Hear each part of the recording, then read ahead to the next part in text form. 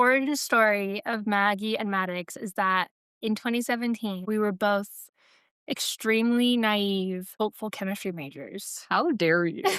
who met in their chemistry seminar the first week of college and were put into a group together. But where we really became friends was in physics because we hated it. Hated it. I actually failed physics the first time that I took it. Did you fail physics? I did. Yeah. We had to retake it over semi together. Hey cuties, welcome to the Dark Side of Perfect. I'm your host Maggie, and today I'm joined by a very special guest, one of my best friends, Maddux. We have been friends for a really long time, and today I wanted to build on last week's episode, which was about building community and friendships, and talk about how to maintain sort of a long-term, long-distance friendship. In physics, they say that every action has an equal or opposite reaction. And today, we are going to learn what that means in friendship. Was that too cheesy? It doesn't matter. Let's talk about it.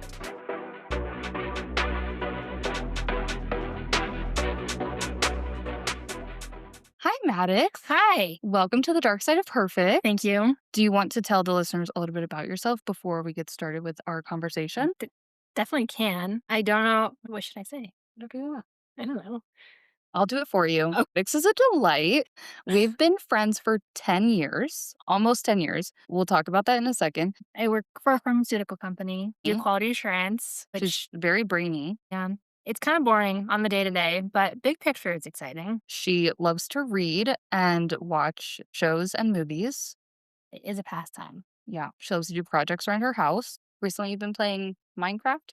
I have been. I have been, yes. It's been a really good creative outlet for me because there's not anything I have to work towards. I can just wander around Yeah. and find things. Can you play on creative?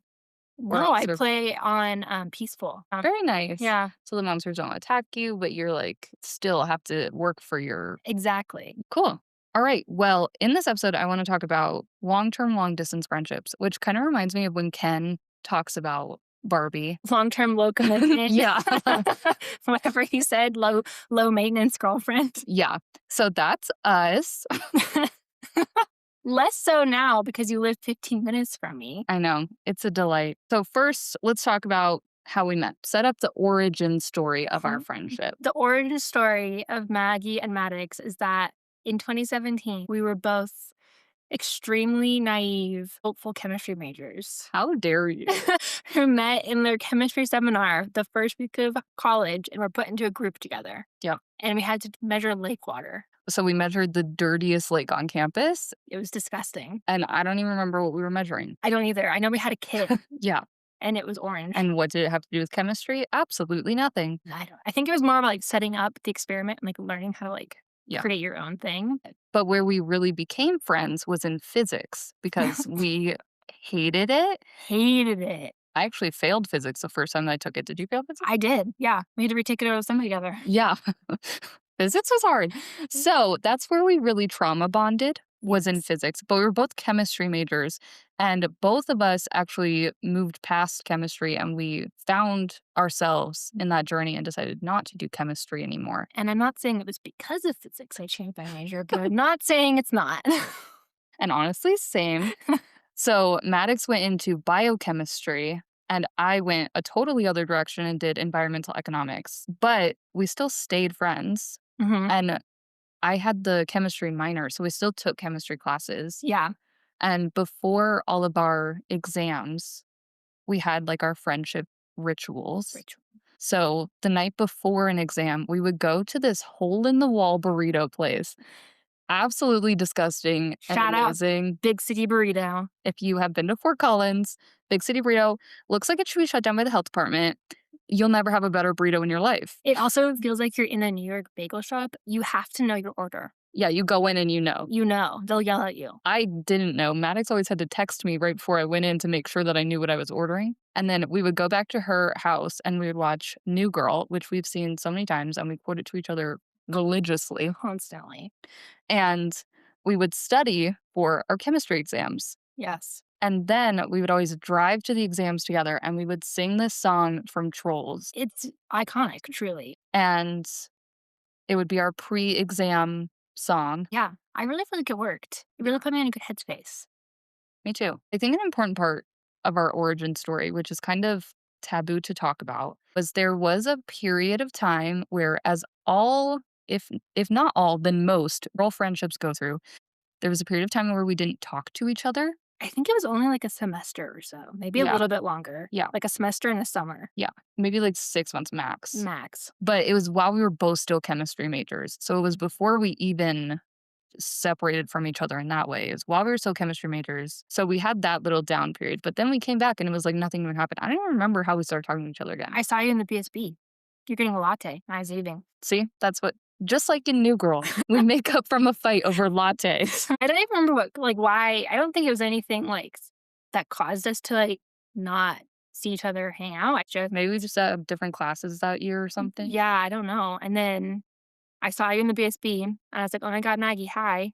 And then maybe we had another class together. I can't remember. I can't remember. But we came back stronger than ever. And it was like, didn't even phase us. It was just, Yeah. it's not like we stopped being friends. Just, our friendship was still there. We just, Yeah. had a minute apart. Yeah. And I Right. think that's totally normal. Yeah. I think it was really great that just because we weren't like talking necessarily every single Yeah. day or for like 6 months or however long it was, we still came back and we were still like, yes. Yeah. Girlhood. Girlhood. Woo woo. In this episode of long distance, long term friendships and what that looks like and how to maybe maintain friendships when you're moving to a different place or maybe even if you're expanding your community Different outward. seasons of life. Yeah. Maddox and I have been through every season of life together. Yeah. We have been through a lot of trials. And so I want to talk about all of those trials and try and, I don't know, work through our journey. So let's talk long distance first. So, what happened after college is we were very close, and then I moved to Texas and it was 15 hours away. Naturally, there was a moment where, like in any relationship, you think, oh, we're going to grow apart Yeah. and we're not going to be friends anymore. And that was really scary because, I mean, we have our own communities, but we are each other's ride or die. I was going to say that. That's the word I was thinking. That's the word. In sync. In sync. Yeah. It was a little bit scary when you were like, I'm moving to Texas. And I was like, but I'm not. What am I going to do? Yeah. Who am I going to hang out with? Well, and I was thinking about like our time apart. And I was like, we'll Yeah. still be friends. But like, Yeah. I want to like cultivate our friendship like through this time. I don't want it to just like be stagnant. Yeah. But I don't know if that's the right word. But Yeah. And I've talked a lot about on this podcast my time in Texas and how I felt very isolated. Yeah. And I didn't want to leave my house to make community and I didn't want to. yeah. I Get remember out that was there. tough for you. Yeah. So I really relied on you as my long distance best friend and on my husband to be the everything relationship for me, even though we were so far apart. When I was so far apart from you, but you were still in the same place, Mm-hmm. how did you feel about that? And like, how did it change how you interacted with your community? Because I do have a community, but it's kind of small. And at the time, my husband at the time was also, we were long distance. And so Mhm. I did also felt very isolated. It helped that I had to like go to work. And so I had to get out of the house. But it was nice knowing that I could still talk to you about like everyday things. And we were like kind of living parallel lives, sort of. Yeah. We were both like trying to have a community and we were both reading a lot. And so we could talk to each other about books and Yeah. our interests. And we had the strong foundation of, going through college together and having very Yeah. formative years together. And so you knew me and I knew you. And so we could like check in with each other and Yeah. like see how the other one was doing and encourage the other one to maybe like branch out and like, do more things and, be each other's cheerleaders even from afar. I think having a strong foundation was really good and Yeah. really important in that time. And I think what also, to your point, is we had a lot of things in common Mm-hmm. and not just the foundation of being like, oh, we're college buddies, but Yeah. we like the same kinds of things like movies, books. So Shows. we would watch things separately and then talk about them. We would read things separately and then talk about them. Mhm. And Or I'd read a book and be like, you have to read this. It's amazing. You'll love Yeah. it. Yeah. yeah. And from those common things, we had a lot of, I guess, ideas or common ways that we could see each other. So, how often did we see each other when I lived in Texas? Once a year? Twice a year? Twice a year, maybe. I only lived there for 2 years. Yeah. Because whenever I'd fly to go see Mason, we'd try and like come and see you too. Mhm. But I think that only the stars only really aligned 2 or 3 times over Yeah. those 2 years. Yeah. So we didn't really go to where she lived or to where I lived. What we found worked for us was finding something that we wanted to do together Mhm. and then doing that. Yep. So, for example, we both really love to read fantasy books. So we went to 2 different fantasy balls. One of them was in Portland, and the other one was in Tampa? Yeah, Tampa. Was in Tampa. Terrible place, by the way. Tampa was not a great place for a fantasy ball, but it worked out. It was still cute. Portland slayed as a fantasy ball High merchant with Powell's books and everything. That was really fun. That's fun. So we spent all of this time planning that trip and deciding who was going to pay for what and what we were going to wear and what we were going to do and where we were going to stay, who was driving. Yeah. Any other sightseeing things we wanted to do while we were there. Yeah. Yeah. And it was something that was, like, really grounded in our interests, reading and fantasy and that sort of thing. Yeah. And then through that, we would also like meet at an airport and then we would watch we're both like scared flyers. So we would watch our little flight movies together. And that was really fun too. And I feel like that also trauma bonded us. It did. It did. Because my flight movie is Julie and Julia, and yours is Frozen 2.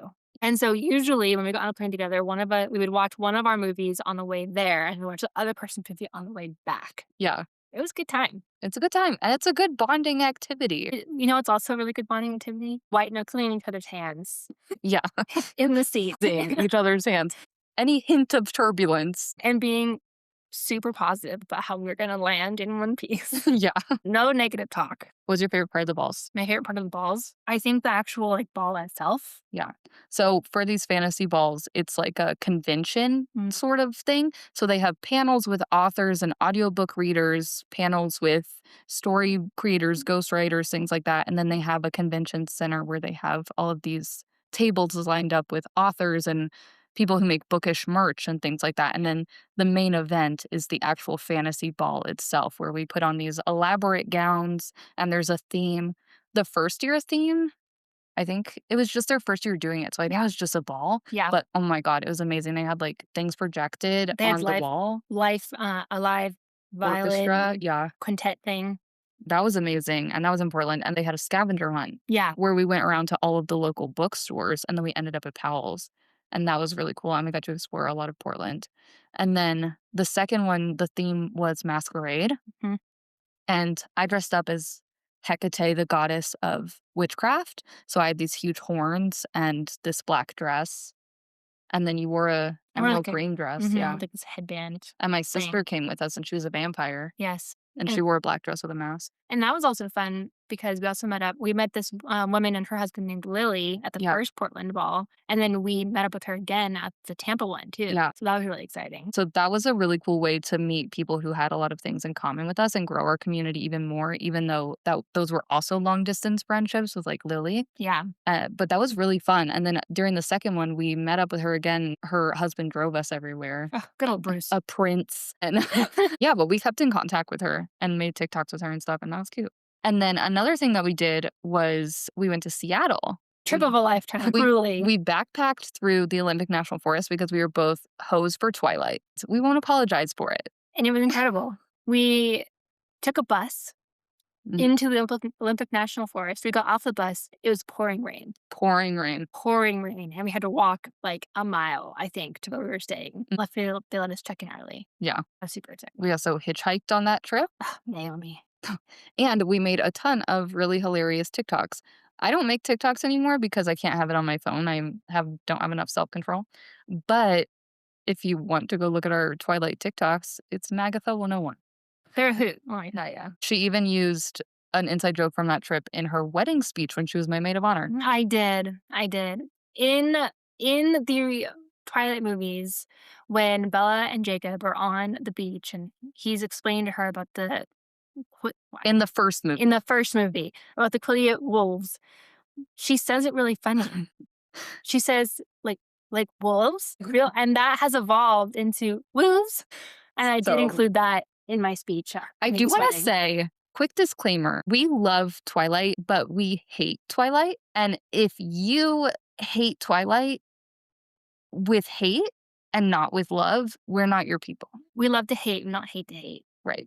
Right. There's a difference. Right. Yeah. Favorite book is Midnight Sun. It's the only correct answer. It's literally ridiculous. I listen to it all the time. Sometimes when I need to yell at someone and I don't want to yell at an actual person, I'll put on Midnight Sun and I'll yell at Edward. And I think that's a good therapeutic technique. If there's a therapist listening to this, don't talk to me. I'm just, book Edward, especially Midnight Sun, he's just so good. Yeah. He's so good. He's so insecure. I love him. Also, when he like breaks into Bella's bedroom, I get his rationale. You read it from, My little heart goes pitter patter. when you read it from Twilight's perspective, you're like, that's a little nuts, I gotta say. But then you read it from his perspective, you're like, no, you just love her so much. Fine. It's fine. Breaking and entering is fine. It's literally fine. It's not fine. Don't commit a crime. What was I saying? We're talking about our trip. We've seen those movies so much. It was our Seattle trip was an homage to Twilight and our love for Edward and Bella. And our love for each other. We went to Forks and we went to La Push. It's La Push, baby. And we went to Port Angeles. La Bella Italia is fine. It's fine. But right next to La Bella Italia is a London fog cafe where they will make you a London fog from multiple different parts of the world using like different flavored teas to evoke that culture's like traditions. And that's all they sell. Is London fogs. We went there like 5 times in the 24 hours that we were there. Yeah. And that was really good. And we took the ferry and then we hung out in Seattle for a few days and explored the city. Which was a hoot. So all of these shared interests that we have, we use them when we were long distance to kind of keep ourselves connected and use them kind of like an anchor to make sure that we did stay connected. We always had something to look forward to with each other. We always have something planned. Or even like I have a friend in Texas right now who's long distance and we always have something planned with each other of when we're either going to see each other or like, I don't know, do a long distance movie date or something like that. So it's really important to have those constant ideas. And even if it fizzles out for a couple of weeks, even a couple months, then you always have that thing to come back to, or you always know that you're going to ask that person to go to that thing with you. One thing that we did to make sure that it didn't fizzle out for too long was our Snapchat streak. And I don't think the kids are using Snapchat anymore. I don't think so either. It's very like 2015. Yeah. But that's fine. It was a really good long distance friendship tool because every single day we were forced to send a picture to each other and we have not lost our streak. I was about to say, I just pulled it up. 1,715 days. That's it? That's it. I mean, that's almost 5 years.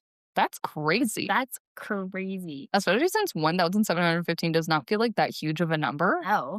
Well, and I will say, we were forced to send each other because we were committed to this. Yeah. We've only had to save it like one time, I think. And I think that was very recently. Yeah. And they were not anything crazy. Sometimes it's my face or sometimes it is the ceiling. But then I at least know Maggie's alive. Yeah. And it keeps us connected. And we also send Snapchat videos to each other. I was going to say we vlog to each other. We vlog to each other all the time. So if something is happening or even if something is not happening and we just have a thought, we will vlog to each other and keep that alive because we don't talk on the phone very often. No. It drives our husbands crazy. They're like, why don't you just call each other? Like, you don't understand. Like, this is Ken in our friendship. This is the long-term low commitment girlfriend because there's no pressure when you send a vlog that the other person has to respond immediately. Like with you're on a phone call where you have to like. Yeah, especially when we're in different time zones, different states, different lives. I was working at a spa and doing all of these different things, and she had her 9-to-5 job. So we never knew when would be a great time to call. I can't just like drop everything and pick the phone. Yeah, because we have a weird thought about Edward Cullen. Yeah, and like sometimes I'm off work, but then she's working, and so I'm gonna tell her about this book I'm reading or this show or whatever. And sometimes also if you're reading a book, you can't just call someone who might not be as far as you are. So you send a vlog and a little addendum that's like, don't watch this until you get to page 20. If you're a crazy person and you're reading it at 2 o'clock in the morning and you're like, you're not gonna believe this. Yeah. No one wants a phone call. I do. I'll call you when that happens. Oh my God, you'll never guess what I just read. What I just thought of is that we are two people who can stand to be in each other's company, and I think that's a really important thing that we maybe should have said earlier. Yeah, because we can be far apart and, like, message each other. We Yeah. can also be in a car with each other for literally 16 hours. 16 hours straight. Straight, We did straight not through. stop.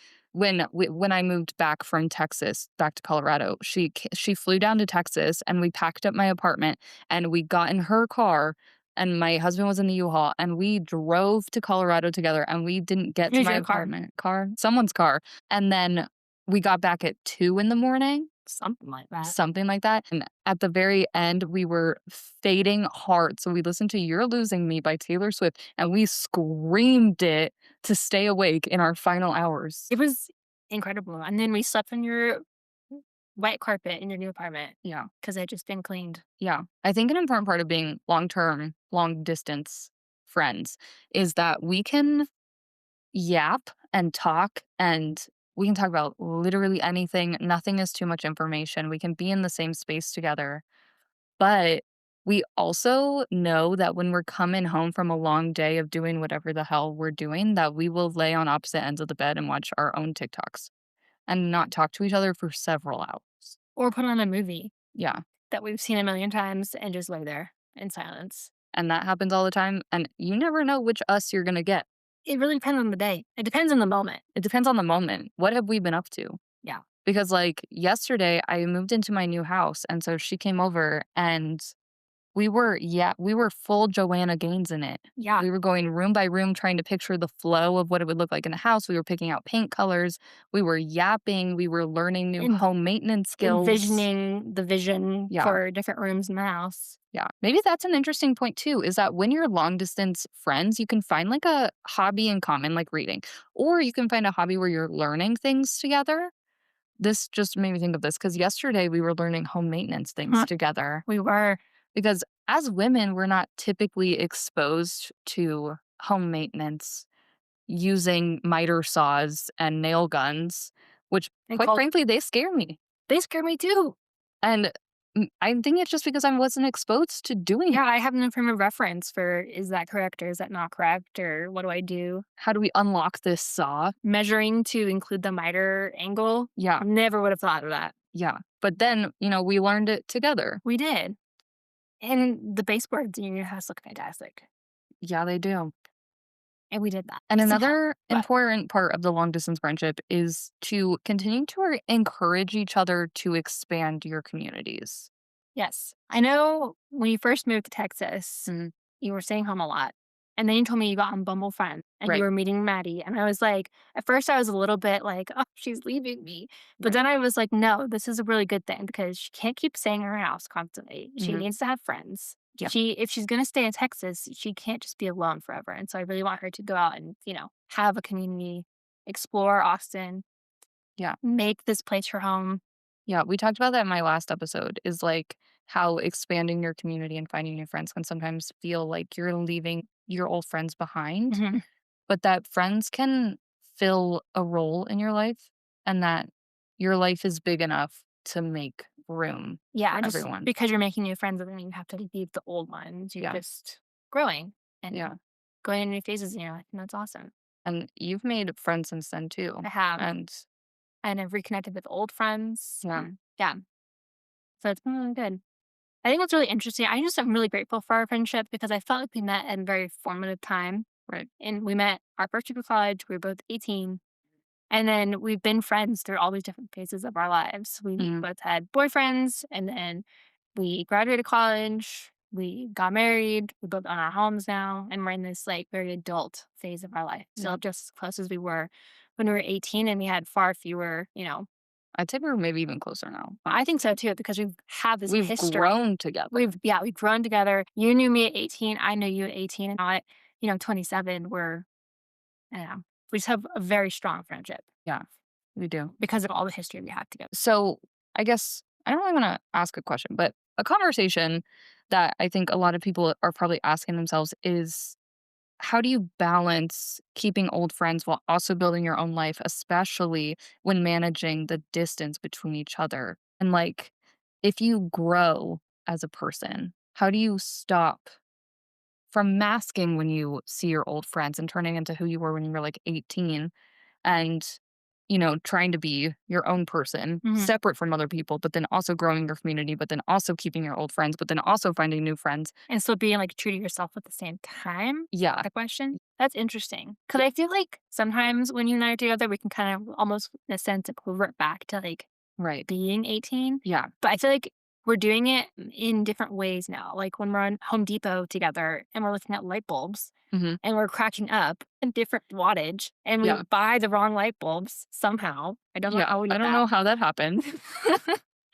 And so we're just being ridiculous, like, teenagers in this Home Depot, but Yeah. it's like but we're doing these, like, Really tasks. adult things. Yeah, and so I feel like being able to just kind of have a friend where you can be yourself and be open and there's no topic that's off limit Yeah. just allows you to, like, grow in life. Yeah. So But you then also reverting back to who you were when you're 18 and goofing around the Home Depot a little bit also brings some whimsy into your life. it brings A out your little bit inner of fun. child. It's Yeah. good, I think, to be able to be a stupid Yeah. teenage girl with your friend, Yeah. but then also be like, "We're doing this, like, big adult thing Yeah. with our lives." And I guess kind of like I was saying a minute ago, you have friends that can fill different roles. Mhm. So like Maddox and I can always be goofy and be yappy and loopy around each other. And like that's fine because we grew up together, not from childhood, but you know what I mean? We grew up In our to adult in childhood.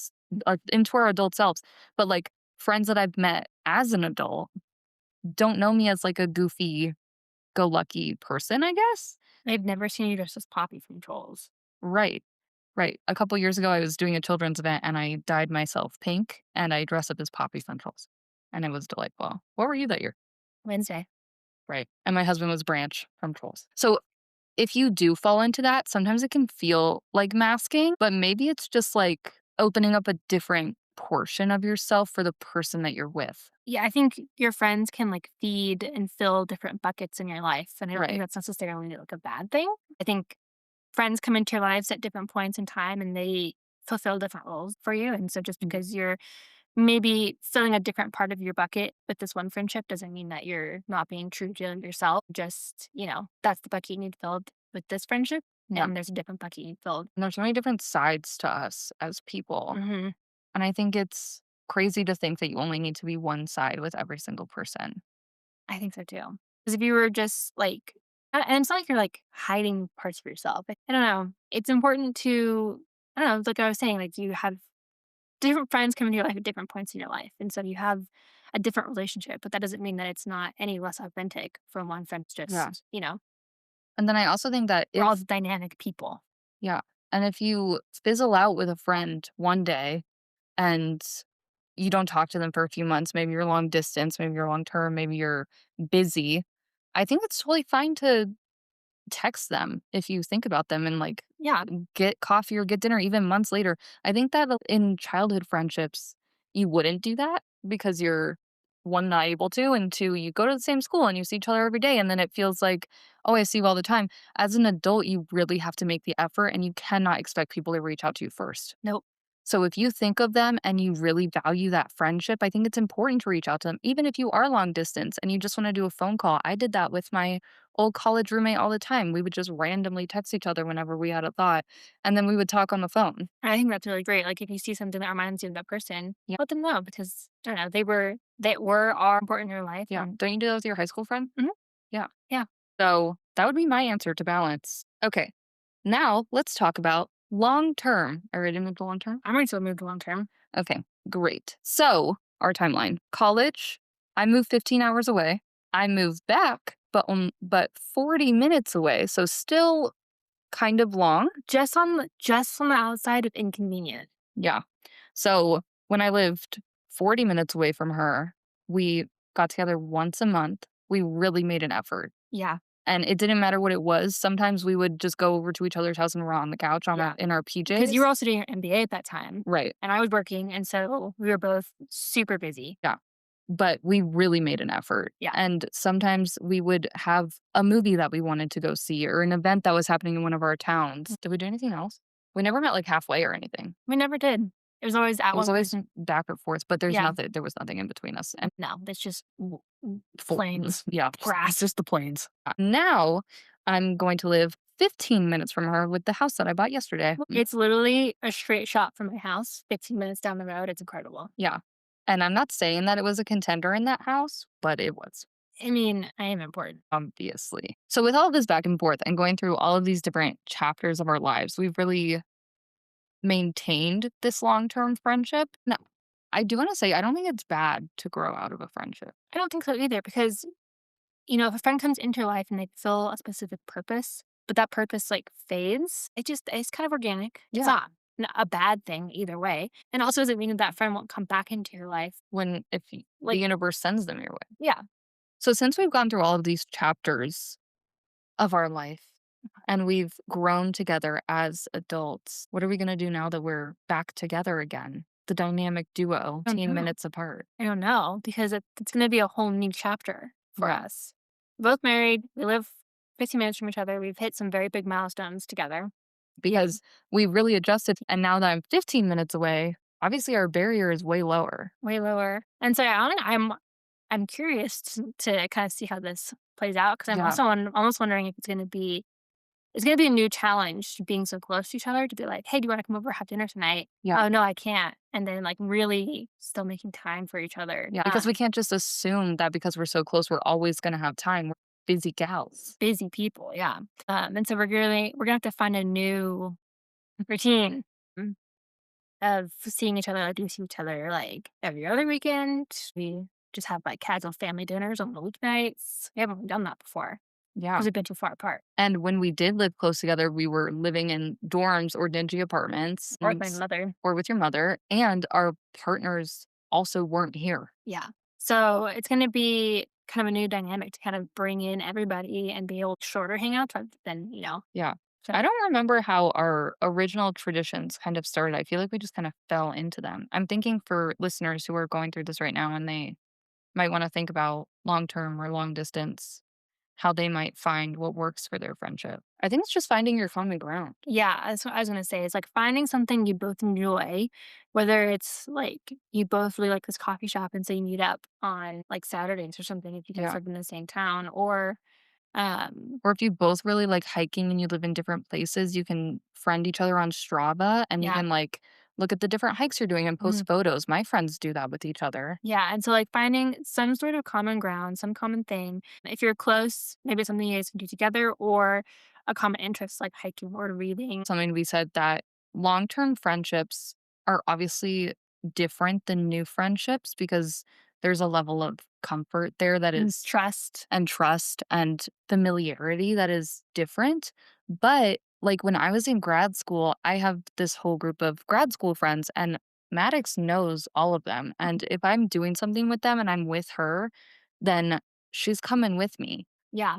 And And if, I love all your grade school yeah, friends. We've hung out a ton. yeah. And then if any of my grad school friends were with me and I was gonna go hang out with Maddux, they would come with me. Like your groups together. Old and new. Yeah. Yeah. I feel like might have a little bit of a stigma around it because everyone thinks that they have their group. I actually think planning your bachelorette party Mhm. with Annie and May was actually really good for, our bond because Mhm. we had to plan it without you. Right. And so, but we had you in common and Barbie. Maggie's bachelorette theme was Barbie. It It was was great. Cowboy Barbie. Cowboy Barbie. It was great. And so I actually think having some sort of reason to hang out with people. Yeah. And then I think not feeling jealous if your friends do find something in common and then Mhm. they go on a hike without you, or Yeah. even if like they're planning something, everyone can be friends together. And I think that that's something really hard to learn as an adult Mhm. because when you're a kid, you want to gatekeep your friends and you want them to be your only friend. But then as an adult, that's not sustainable. Mm-mm. And it's not healthy. Yeah. It's not building a community, a village, which I think we're kind of just lacking as a society in Yeah. all these days. Like, I think having the mindset of I need a friend is a good first step, but I think what you're really aiming for is building a whole network, a whole community of people who yeah. also are communities with each other. And just really like lifting each other up and supporting. the people in the community. I think regardless of whether you're in town or long distance or medium distance or whatever phase you're in, you can, facilitate that and nurture Yeah. that in your friendships. And I think real talk, sometimes it's hard to be supportive. And sometimes girls are really horrible to each other. They can be. And so, like, I think sometimes recognizing that in a friendship too, maybe Yeah. that it's not healthy is okay as well. Yeah. But also at the same time, if you do have a friendship that you've like are able to do that with, really pouring what you can into that to Yeah. support it. So, as you may know, Maddux and I were the maid of honor in each other's weddings. So, she was in mine and I was in hers. During that time, I was graduating from grad school and I got married a month after her. Yeah. So, there was a lot of There's a lot going on. competing priorities, a lot of change, a lot of I'm a bride, but also the maid of honor, planning bachelorette parties, things like that. Mhm. How did it feel for you being my maid of honor with all of that? You got married after me. And so for me, I feel like it's very like you're still coming off of your wedding. And so it's Mhm. very much like I'm still coming off of being a bride. Mhm. But this is not about me. This is about you and you Mhm. getting married. And so how can I make sure that this is about you? And so that was kind of my mindset going into it. I was like, this is not about me. This is about Maggie. What can I do to make her day as special as possible and make her feel as great as she did on my wedding day? So that's kind of where I was going. I think it's interesting too that we got to learn from each other. Like I got to learn how to be a bride from you, and you got to learn how to be a maid of honor from me. And you killed it, let me tell you. I'm an organized queen. Yeah, because it's also like, at least for both of our weddings, it was like 3 days basically of Mhm. just really intense everything wedding for both of us, Yeah, like a month apart. yeah. So A lot of organization went into that. a lot of organization. And so, wait, what was the question? So yeah, it was just really interesting to like come off of my wedding with you being such a great maid of honor, and I have to jump right back into wedding stuff. We had your bachelorette party, then we had your wedding, and so trying to balance all that. And then I had family stuff going on, you had family stuff going on, and like making sure, just like pushing that out of my mind and being like, Yeah, we're kind of here, compartmentalizing. criminalizing it, and just trying to be as supportive as I possibly could. I think that makes sense. I think that I felt a lot of that too. Was because I was in the thick of planning Yeah. during your wedding. Yep. So it was a lot of pushing that aside and reorienting my brain to be for your plans Mhm. so that I could be fully immersed It's just in there. my event planner brain for your wedding. Yeah, there was like kind of a bandwidth issue where it's like I have these other 10 really crazy things going on right now, Yeah, but your friendship is important. right. We've been friends for so long.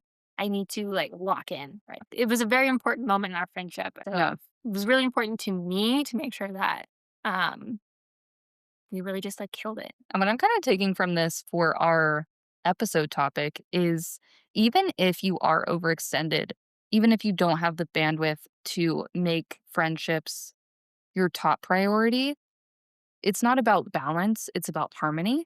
Hmm. And sometimes things take more priority than other things, like your wedding versus my wedding on the month of your wedding, or vice versa for you. Hmm. And how there was the harmony where we had our weddings in the forefront of our minds until we needed to switch that priority to make up for the thing that was actually a priority for us always, which is our friendship. And I think that can go for like a lot of things. Like I know if I called you, like if I really needed you, and Yeah. I called you at 2 o'clock in the morning because something had happened, I know that you would come, even if you had something crazy with on the next day. You'd Yeah. come and help me with whatever I need to case. And I Yeah. obviously do the same thing for you. Because even with the harmony of the moment, the priority of friendship is there. And that might not be true of every friendship, but Yeah, you in don't one need. as long term as ours, it is. Yeah, I think if it's like an early friendship and your friend is calling you at 2 o'clock in the morning because something's crazy happening, Yeah. that might be a different situation Yeah. than a more long term friendship. If someone is thinking that they're a bad friend, a quote unquote bad friend, I'm doing quotes, and that they should be doing more, or they should be talking to someone more, or that they're too busy for their friends, what would you say to them? I just need to communicate. Yeah. Because even if like I they're hate a miscommunication trope. I hate a miscommunication trope. If that's It one doesn't way, make any sense. that's because it's miscommunication. It's so dumb. It's one way to make me DNF a book, miscommunication. I think it goes back to like kind of boundaries and value of the friendship and being like, hey, I am being pulled right now, and I want you to know that I care about our friendship. I just don't have a lot to give right now. I don't know, like, Yeah. I don't know what our, like, hangouts are gonna look like, or if you do wanna hang out, which I'd love to, like, I need you to just come over and, like, sit in silence with me Yeah. and, like, just be We can body double work. yeah, and just, like, be my rock because I'm Yeah. going through a lot right now, and so I think just being really open and having the trust and the value in the friendship and the boundaries Yeah. to be okay saying that to your friend and knowing they're not gonna judge you for it and Yeah. just, they're gonna meet you where you're at and that's okay. Yeah. And if they don't, then maybe you need to do a values assessment Yep, and redetermine what, that friendship looks like for you. agreed. And I think that's okay Mhm. for any relationship. Just Yeah. because they don't always meet you where you're at doesn't mean you have to end the friendship, but you just have a different, like, Yeah. side of that friendship. Or if they're really not meeting you and being valuable, That's all that's right. hard. It's hard. It's hard, especially as an adult when But you maybe it just changes the dynamic yeah. because you don't have to cut everyone off for nothing, especially if it's not a systematic problem. Maybe they're going through stuff too. Yeah, because you could be going through stuff and they could be going through stuff too, and it's just, it's like Yeah. our quiet time. We just, we didn't stop being friends, we just, didn't hang out. Sometimes you grow apart. Yeah, and then you grow back together in the future Yeah. and it ends up being, just as strong as a friendship later on, if not stronger because you Yeah. went through that, period where you allow each other to have the space that the other person needed. Yeah. And I think especially when you're long distance, that's really hard and something to really figure out because when I moved to Texas, we both had a moment of, oh my God, are we going to stay Like, how's friends? this gonna work? We had this, I don't want to say insecurity, but this wobbly space of not knowing if it would work out. You know what I'm trying to say? There was just a fear of the unknown. There was Yeah. just a lot of A lot of uncertainty. uncertainty. Yeah. And you're just like, this is unknown territory. I don't know how this is going to work, Yeah. but I value our friendship enough to want to make it work. It's like almost like if your boyfriend and you were doing long distance. Yeah. That's kind of what it felt like almost. Okay. So to finish off this episode, what I like to ask my guests is what is one piece of advice that you would give someone who is currently 1,000 miles or longer from their best friend and it feels like they're drifting apart? I would say that you need to maybe check in with yourself and check in with your friend and say, hey, I've been noticing this distance. Is it because you have a lot going on? Is it because you don't feel connected? Like what, I still value this friend. Again, it's just communication. I value Yeah. our friendship and I value, you know, the things and the experiences you bring into my life. And so I want to, just have a really open and honest conversation Yeah. with you. And maybe if you do feel like you've been drifting, what's the reason for that? Is it just that Yeah. you haven't been talking or is it Yeah, just just check that in. you've been really busy? Like maybe schedule something hard. Next Thursday, let's talk on the phone. Are you free at 3 like p.m.? Skype or Zoom or whatever the kids are doing these Yeah. days. Or like our friend has some long distance friends and she watches movies on this like app on her computer and they watch movies at the same time and they schedule that once a month. Yeah, And I think that's a great way to stay I connected. think so too. And so, yeah, if you feel like you're just drifting, like, don't take it personally. Yeah.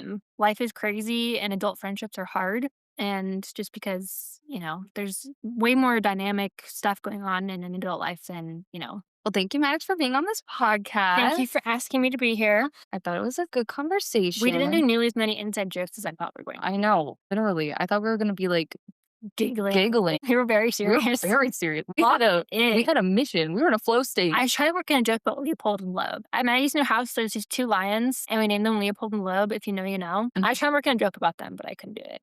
Well, there it is. There it is. There it is. You If get you to know- end on this If you know who Leopold and Loeb are, Leopold. you're a true one. post when this comes out on my Instagram a little who that is. So follow on the Instagram. It is darksideofperfect.pod. That is darksideofperfect, period, P-O-D. I hope you're finding joy wherever you are today, and I hope that you are building connections wherever you are today. If you wouldn't mind liking and following this podcast, any interaction really does help, and I will see you next time. Bye.